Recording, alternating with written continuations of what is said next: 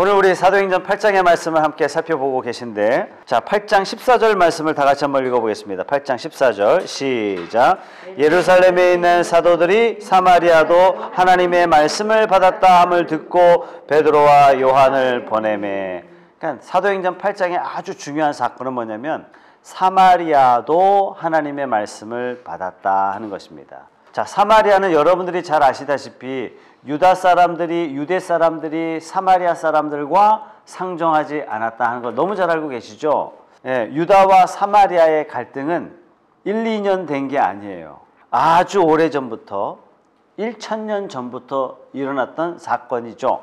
자, 솔로몬의 아들 르호보암 때 이스라엘의 10지파가 솔로몬의 아들 르호보암을 대항합니다. 그러면서 이스라엘의 2지파, 그 다음에 10지파가 남북으로 완전히 쪼개지게 되죠. 북쪽 10개의 지파가 아수르의 멸망을 당하고 아수르 왕이 이스라엘 사람들을 끌고 가고 아수르 사람들을 이스라엘 사람들 땅에다가 심어놨어요. 그러니까 그 땅 사람들이 어떻게 되냐면 다 이스라엘 백성들이 민족성을 지키지 못하고 다 혼혈이 되죠. 종교도 다 이렇게 여러 잡신들로 넘치게 되고, 이러한 사건들이 일어나면서 유다 사람들이 북이스라엘을 보고 손가락질하고 저것들은 이방인이다 이러면서 정신적으로, 문화적으로, 종교적으로 북이스라엘을 남쪽 유다가 경멸하는 그런 역사가 1000년이 이루어져요. 1000년이. 예수님께서도 사마리아에 가야 되겠다 그랬을 때 제자들이 말리죠. 번개를 통해서 사마리아 사람들 다 그냥 불태워 죽일까요? 이게 요한의 이야기예요. 그렇기 때문에 이스라엘 백성들이 사마리아 사람들에 대한 적대감이 굉장히 심했던 거예요. 그런데 오늘 8장 말씀에 예수님이 약속하신 바 유대와 사마리아와 땅끝까지 이르러 내 복음이 증거되리라 라고 하신 하나님의 이 복음의 말씀이 오늘 사도행전 8장의 말씀을 통해서 이루어지는 것을 보여주고 있습니다. 에스라 말씀에도 이런 말씀이 있죠. 이스라엘 백성들이 바벨론의 포로로 끌려갔다가 이스라엘로 복귀해요. 복귀한 다음에 찾아보죠. 에스라 4장 1절 2절 말씀.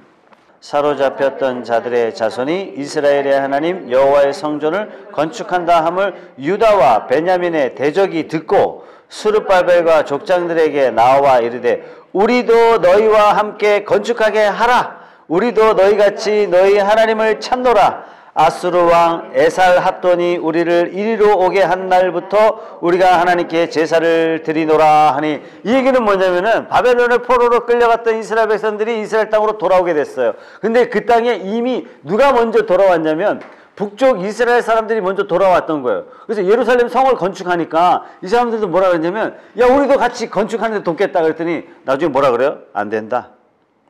안 된다. 3절 말씀에 우리가 이스라엘의 하나님 여호와를 위하여 홀로 건축하리라. 이스라엘 내에 유다와 이스라엘 간의 이 관계의 단절이 얼마나 심한가를 보여주고 있어요. 여러분, 예배당 건축이 얼마나 힘들고 어렵습니까? 자기들이 뭐 돈을 달라고 그런 것도 아니고 우리가 노역으로 참여하겠다고 이렇게 이야기하는데도 단호하게 거절하죠. 이것 때문에 더욱더 이스라엘과 유대 사이에 관계가 더욱더 고착화되는 일이 일어나게 되죠. 자, 이렇게 1000년 동안 이스라엘과 유대 사이의 관계의 골이 깊어져요. 그런데 오늘 사도행전 8장의 이 말씀은 어떤 일이 일어나냐면 사마리아도 하나님의 말씀을 받았다 이렇게 이야기해요. 이것은 역사상, 이스라엘 역사상 가장 큰 기적 중에 기적이 일어난 거예요. 우리는 마음에 잘 안 와닿죠. 아마 우리 38선이 무너지고 북한 사람과 남한 사람이 화해만 해도 이건 뭐 역사적인 유엔 역사의 길이 남을 일로 기억될 건데, 지금 이스라엘은 1000년 동안 갈라져 있고 서로 비방하고 갈등이 있었던 사마리아와 예루살렘이 하나가 되는, 뭐 때문에요? 하나님의 말씀 때문에. 무엇 때문에요? 예수 그리스도의 보혈의 피로 말미암아 우리에게 막힌 담을 허사 둘로 하나 되게 하시는 기적 같은 일들이 성령을 통해서 오늘 사도행전 8장에 이루어지고 있는 것을 우리에게 보여주고 있습니다. 자, 사도행전 8장은 어떻게 시작되냐면 사도행전 7장에 누가 죽습니까? 스데반이 죽죠. 예, 스데반이 돌 맞아 죽는 것으로 1절 말씀에 사울은 그가 죽임당함을 마땅히 여기더라. 그가가 누굽니까? 그가 스데반이죠. 자, 사울이라는 인물이 이 8장에서 넌지시 소개되고 있어요. 3절 말씀에 사울이 교회를 잔멸할세 각 집에 들어가 남녀를 끌어다가 옥에 넘겼다. 여러분, 사울이 얼마나 무시무시한 사람이었겠습니까? 예? 체포영장 없이 어디든지 들어갈 수 있어요. 사울의 말 한마디면 그리스도인이 옥에 잡히는 일이 일어나는 겁니다. 그래서 초대교회 성도들이 예배당 장소를 어떻게 해요? 몰래 매주마다 옮기면서 예배를 드렸어요. 그 장소가 비밀에 붙여졌습니다. 그래서 어떻게 예배 장소를 표시해요? 물고기로 표시해요. 물고기 이렇게 딱 표시해 보면 예수 그리스도 하나님의 아들 구세주, 이게 다 첫 번째 약자를 다 따서 5개의 알파벳이 헬라어로 다 바뀌어 있는 그 문양을 초대교회 성도들이 보고 이쪽으로 가야 되는구나, 이쪽으로 가야 되는구나. 이때는요, 예배 드릴 때 어떻게 했다고요? 목숨을 걸었어요. 여러분도 오늘 목숨 걸고 오셨죠? 사도행전 7장에서부터 서서히 성경의 스포트라이트는 사울에게 향하고 있습니다. 사울은 교회의 회방자요, 핍박자요. 또 그 심령에 하나님께서 은총의 화살을 이미 쏘셨어요. 이 마지막에 사탄이요, 사울을 더 악하게 격동시키고 있는 것입니다. 그러나 하나님께서는 결국 사울을 엎드러지게 하셔서 이방인을 위한 참 놀라운 사도로 하나님께서 사용하시죠. 자, 오늘 말씀을 통해서 복음이 어디에만 있었어요? 예루살렘에만 있었던 이 복음이 어떻게 확장이 되어서 사마리아까지 가게 되었을까? 유대 사람들이 북쪽 지방 갈 때 어떻게 갔다고요? 사마리아를 건너가지 않았다고요. 배 타고 가로질러 갔어요. 그러니까 배 타고 사마리아는 쳐다도 안 보고 갔단 말이죠. 그런데 어떻게 복음이 사마리아 땅끝까지 복음이 증거되었는지 여러분들이 한번 잘 보시기 바랍니다. 자, 1절 말씀에 아주 중요한 단어 있어요. 1절 말씀에 모든 땅으로 흩어지니라, 이런 말씀이 있어요. 또 4절 말씀에 그 흩어진 사람들이, 박해가 땅에 떨어지면서 예루살렘 교회에 불똥이 떨어졌습니다. 이것 때문에 하나님의 복음이 널리 퍼지게 됩니다. 박해라는 이 세상의 악한 도구를 하나님께서 선으로 바꾸사 온 땅에 복음이 증거되는 놀라운 기적이 일어나도록 하나님께서 선용하시죠. 자, 이방인의 사도로 준비된 바울을 하나님께서는 지금 준비하고 계시는 거예요. 먼저 이방인에게 복음이 증거되기 전에 먼저 어떻게 해요? 유대와 사마리아까지 하나님께서 복음이 전파되면서 유대 사람과 사마리아 사람이 화해하는 놀라운 일이 일어나게 됩니다. 부부가 관계가 안 좋아요. 복음이 들어갔어요. 부부가 예수를 믿게 되었어요. 어떤 일이 벌어져요? 관계가 좋지 않는 두 사람의 화해가 일어나요. 마음에 쌓였던 모든 담들이 무너지는 기적 같은 일들이 복음으로 말미암아 일어나게 되는 줄로 믿습니다. 자, 그런데 중요한 건 뭐냐면 이때 사람들이 흩어지긴 흩어지는데 4절 말씀에 사람들이 흩어지기는 흩어지는데 놀라운 건 뭐냐면 1절 말씀에 보세요. 1절 말씀에 중간에 그날에 예루살렘에 있는 교회에 큰 박해가 있어 모든 땅으로 흩어지는데 단서가 있어요. 그게 뭐냐면 사도 외에는 다 유대와 사마리아 땅으로 흩어졌다. 자, 그렇다면은 예루살렘 교회에 박해가 일어났는데 지금 교회에 많은 사람들이 뿔뿔이 흩어졌는데 누구는 흩어지지 않았어요? 사도들은요 흩어지지 않았어요. 왜 그랬을까? 1. 사도들은 신변의 위협을 당하지 않았다. 2. 이스라엘의 정치인들이 사도들은 별로 신경 안 썼다. 왜 흩어지지 않았을까요? 아니면 사도들의 영향력이 딱히 박해를 안 해도 저것들은 별거 아니다 싶었기 때문이다. 자, 그 이유를 조금 이따 한번 살펴보도록 그렇게 하겠습니다. 자, 오늘 성령께서는 스데반을 하나의 미랄로 사용하세요. 스데반이 죽음으로 말미암아 교회에 박해가 들어왔어요. 교회에 박해가 들어오자 어떤 일이 벌어졌어요? 성도들이 막 흩어지기 시작했어요. 이것 때문에 사마리아 땅에 복음이 전파되기 시작했어요. 이것 때문에 유럽 전 지역에 복음이 전파되는 일에 복음이 확산되는 일에 준비되고 있다는 사실이에요. 우리가 삶에 가끔 힘들고 어려운 일을 만날 때 우리가 잘못해서 힘든 일 만난 거 말고 정말 복음의 순수성을 지키고 말씀대로 사는데 내 삶에 힘들고 어려운 일이 왔다. 이것은 하나님께서 영광을 받으시기 위해서 내 삶에 이런 일이 일어나나 보다. 합력하여 선을 이루시겠지. 그런 믿음이 저와 여러분의 믿음 되시기 바랍니다. 자, 여기 4절부터 성령께서 빌립을 어디로 보내시냐면 교회에 박해가 들어오자 빌립 집사가 사마리아 땅으로 갑니다. 그렇겠죠, 그죠? 사마리아에는 아무도 안 가요, 그죠? 이스라엘의 정치적 지도자들도 아이고 저 사마리아 땅 재수없어 했던 땅이 사마리아 땅이에요. 그래서 사마리아 땅으로 빌립이 갑니다. 물론 빌립이 생각해서 그곳으로 갔다기보다도 성령께서 빌립을 사마리아로 옮기시는 거죠. 자, 7절 말씀에 많은 사람에게 붙었던 빌립이 거기서 사역을 하는데 6절 말씀에 무리가 빌립의 말도 듣고 행하는 표적도 보고 한 마음으로 그가 하는 말을 따르더라. 사마리아에 놀라운 일이 일어난 거예요. 7절 말씀에 많은 사람에게 붙었던 더러운 귀신들이 크게 소리 지르며 나가고 또 많은 중풍병자와 못 걷는 사람들이 나으니 이 성에 큰 기쁨이 있더라. 빌립 집사가 사마리아에 복음을 전하자 놀라운 일이 일어나고 있는 겁니다. 그런데 이때 9절 말씀에 그 성에 시몬이라는 사람이 있어요. 바요나 시몬아 베드로를 이야기하죠. 여기서 시몬은 마술사 시몬입니다. 마술사 시몬은 다른 말로 뭐죠? 사기꾼 시몬이에요. 좀 더 고상한 말로 표현해 볼까요? 과학자 시몬이에요. 과학자 시몬. 마술사 시몬의 이야기가 나오는데 이 시몬이 사람을 놀래게 하다 보니까 많은 사람들이 시몬을 따라요. 근데 난데없이 빌립이라는 집사가 저 남쪽 유다에서 올라왔는데 자기는 꽁수를 부려가지고 사람들을 놀라게 하는데 빌립은 아무것도 없는데 사람들을 놀라게 하는 거예요. 더 놀라운 건 뭐냐면 중풍병자가 나아요. 귀신이 떠나가요. 자기보다 또 대단한 거예요.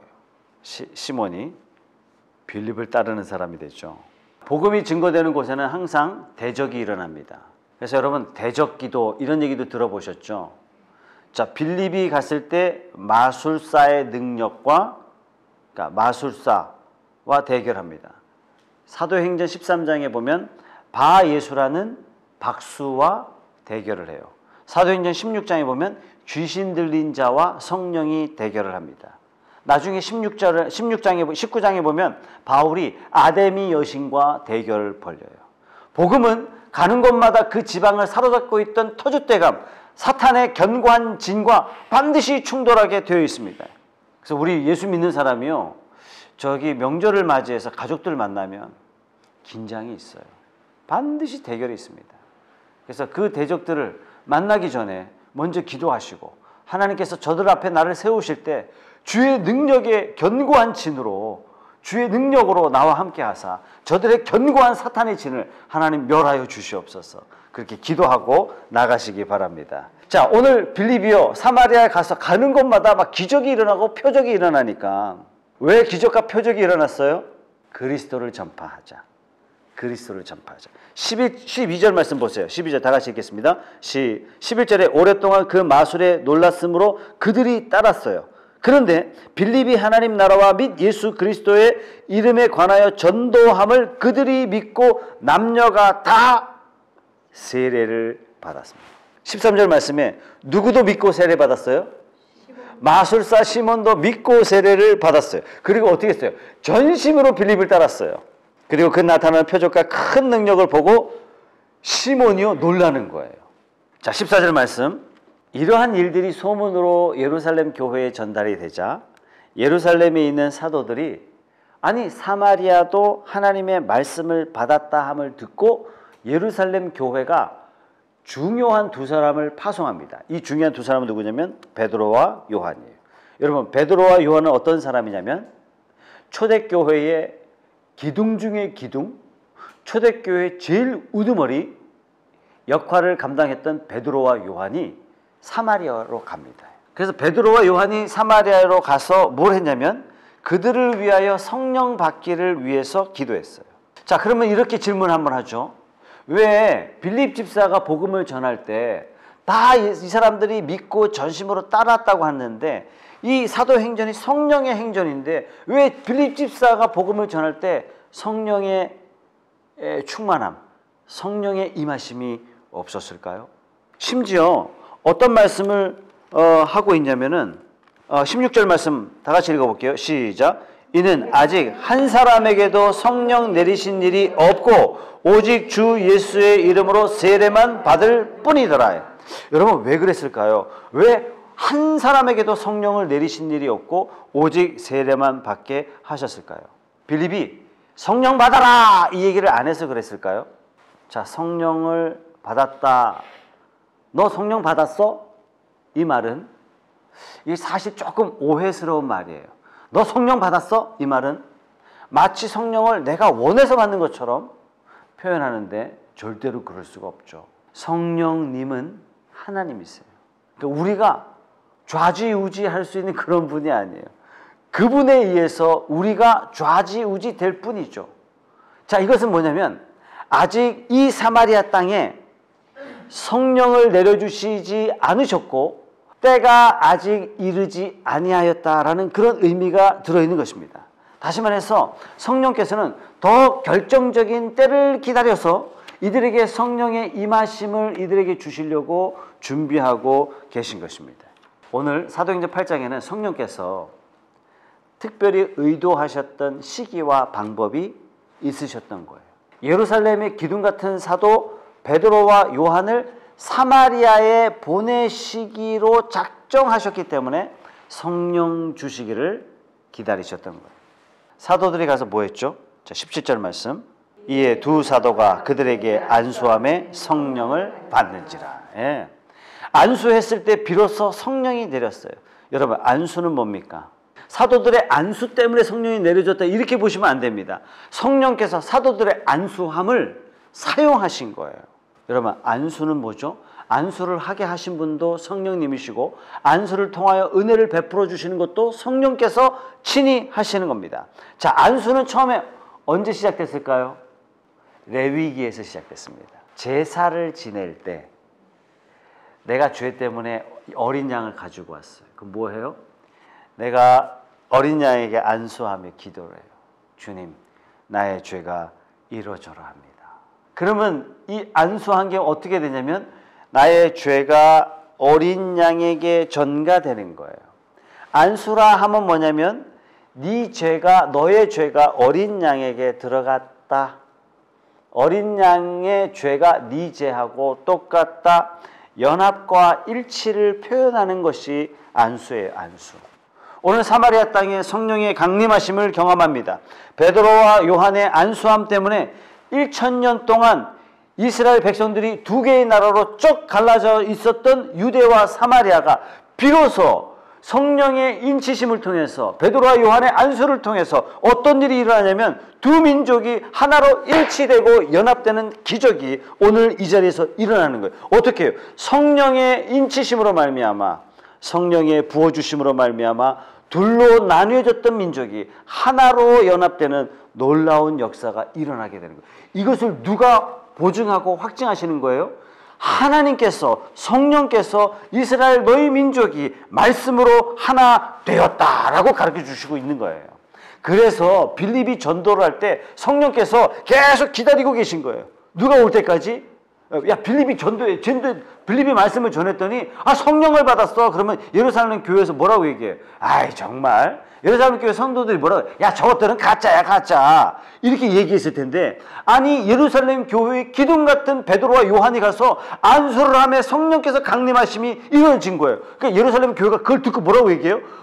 교회의 지도자가 가서 안수하며 성령께서 임하신 걸 보니까 이건 하나님의 임하심이 맞아, 이렇게 되도록 하나님께서 은혜를 주신 거예요. 그러니까 어느 누구도 사마리아 땅의 하나님의 회복과 은혜와 성령 주심을 어느 누구도 거부할 수 없도록 하나님께서 교회의 지도자를 사용하신 것입니다. 만약에 빌립 집사 혼자 가서 그랬다면 오히려 성령 받고 어떤 일이 벌어져요? 교회가 분열되고 분쟁이 일어나고 논란거리가 될 수 있었던 것을 성령께서 이렇게 사용하시는 겁니다. 자, 그렇다면 처음부터 사도들이 사마리아 땅으로 가지 않았던 것도 성령께서 그 길을 막으셨으며, 빌립 지사를 먼저 보내셔서 복음을 전하게 하시고 회개케 하시고 영접하게 하시고 세례받게 하심까지도 성령께서 하신 일이요, 이후에 베드로와 요한을 보내셔서 안수하게 하시고 성령의 임하심을 통해서 저들이 하나님의 말씀을 받는 한 동족 되게 하신 것도 성령께서 하신 일이요. 그래서 예루살렘 교회뿐만 아니라 사마리아에 있는 교회도 그리스도의 한 지체가 됨을 무엇으로 공표해요? 성령으로 공표하는 거예요. 성령으로 인증하는 거예요. 성령께서 임하셨는데 누가 거부할 수 있겠어요? 나중에 이방인에게 베드로가 복음을 전하잖아요. 그죠? 뭐 이렇게 깨고리 내려오고 막 이렇게 하는데 그 많은 사도들이 뭐라 그래요? 네가 어떻게 이방인한테 복음을 전했냐? 이렇게 얘기하니까 베드로가 뭐라 그래요? 성령께서 임하셨는데 내가 어떻게 그걸 막을 수 있겠느냐? 이렇게 얘기하잖아요. 그래서 결국 사마리아 땅이 교회됨을 누가 인정해요? 성령께서 하시는 거예요. 그러시려고 베드로가 전할 때, 빌립이 전할 때는 성령께서 성령의 임하심을 잠시 뒤로 미루셨던 것입니다. 자, 사마리아가 어떻게 구원받는지 이 구원의 과정을 가만 보면 참 놀랍죠. 성령께서 이러한 놀라운 플랜을 가지시고 사마리아 땅을 하나님의 말씀의 백성으로 인도하시는 이 여정은 다 보면요, 야, 섬세하신 하나님, 놀라우신 하나님임을 우리가 인정하지 않을 수가 없습니다. 예수 그리스도는 화평이신지라 둘로 하나를 만드사 중간에 막힌 담을 허시는 분이 예수 그리스도인 줄로 믿습니다.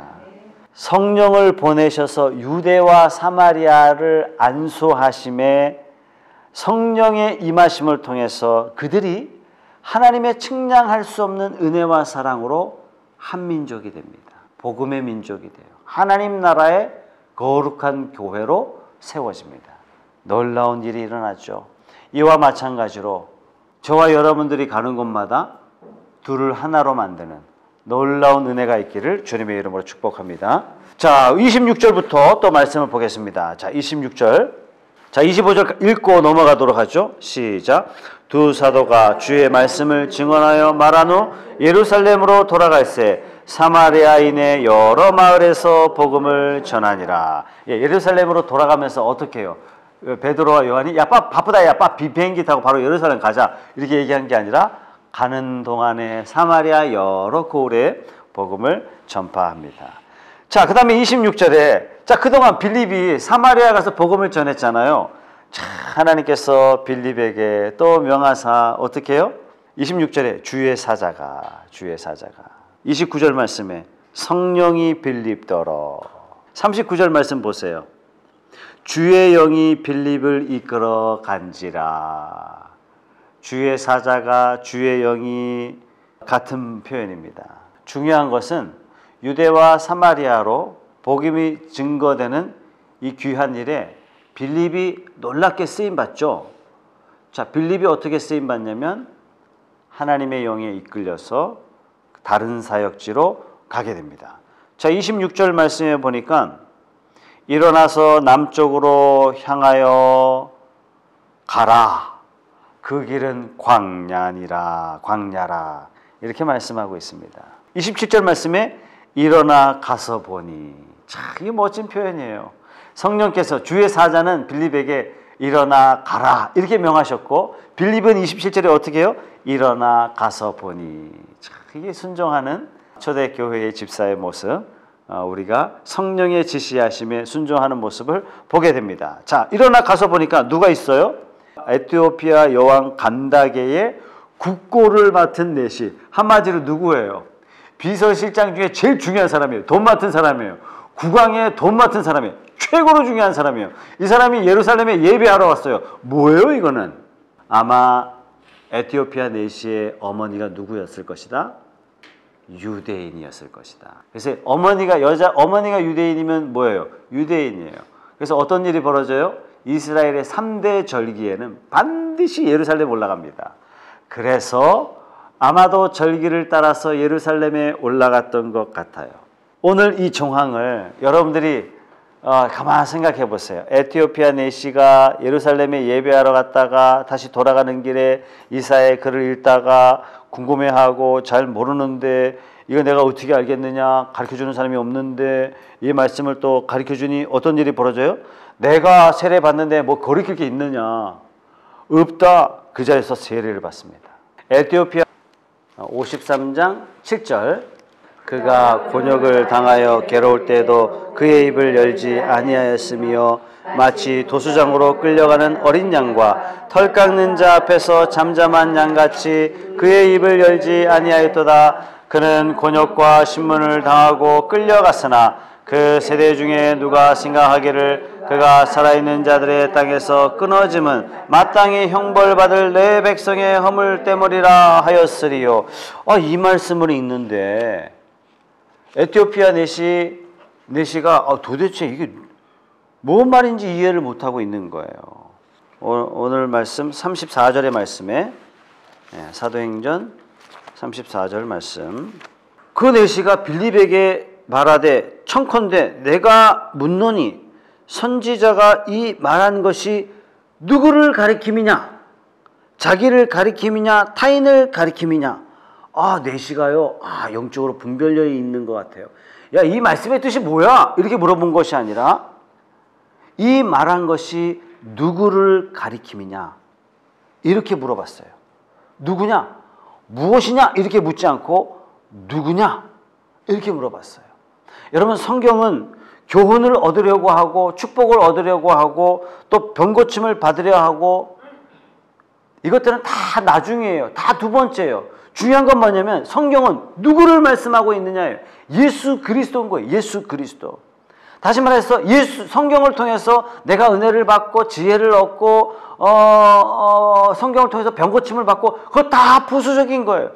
이 성경을 묵상하면서 예수 그리스도를 만날 때 모든 것이 해결되는 줄 믿습니다.